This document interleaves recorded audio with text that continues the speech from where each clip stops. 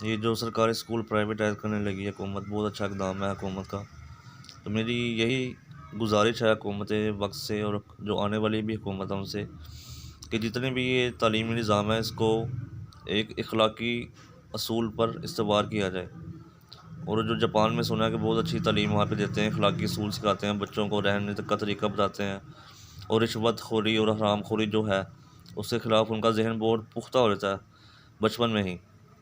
اور یہ رشوت اور یہ ہر چیز ایک گالی کی طرح وہ سمجھتے ہیں بڑے ہو کے، اور وہ پھر رشوت اور ایسے کاموں میں نہیں پڑتے۔ تو پاکستان میں بھی ایسا نظام تعلیم آنا چاہیے تاکہ بچے اس سے سیکھیں اور بڑے ہو کے غلط کاموں میں نہ پڑیں، تاکہ یہ جو پاکستان غلط سمت میں جا رہا ہے وہ ایک سیدھی سمت میں جائے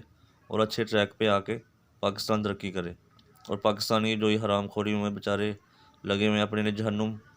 کی آگ میں جو جلنے کے اسباب پیدا کر رہے ہیں یہ بھی رک سکے، اور بچے اچھے ہوں یہاں کے اور تعلیم یافتہ ہوں، بااصول با اخلاق ہوں۔